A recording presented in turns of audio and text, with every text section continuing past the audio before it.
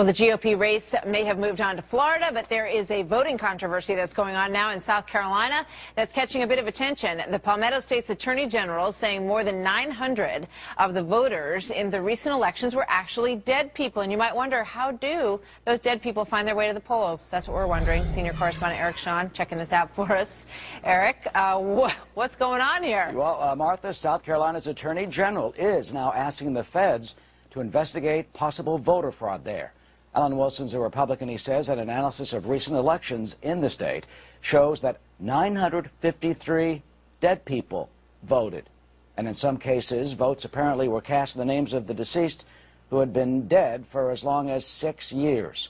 Attorney General Wilson cites what he calls voting irregularities, though there is no evidence, they say, so far that any dead people cast ballots in Saturday's Republican presidential primary.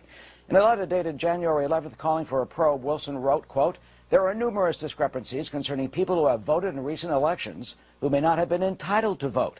Over 900 persons who were deceased at the time of the elections appear to have voted. Voter fraud cannot be tolerated."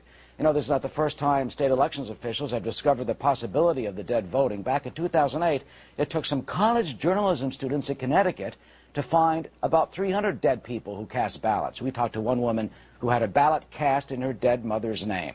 Well, elections officials blame faulty data, and the Brennan Center for Justice in New York, Martha, says while allegations of dead people voting are, quote, popular and entertaining pop culture, they claim that most cases are unfounded, caused by what they say is just wrong information on the voting rolls. Really? Well, that's interesting. So, Eric, this comes, of course, as a controversy over South Carolina's voter ID law is also going on. Yeah, that's a huge controversy. The Department of Justice, as you may know, has moved to stop South Carolina from enacting its new controversial voter ID law that requires a photo ID to vote.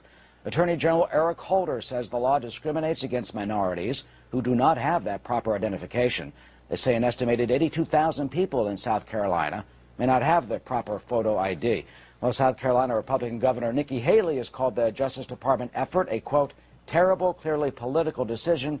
She's vowed to appeal it in court. And, of course, if you suspect voter fraud or election problems where you live, there's our address, voterfraud@foxnews.com. We know who to call. Thank you, Eric. Right. Eric Shawn in the newsroom.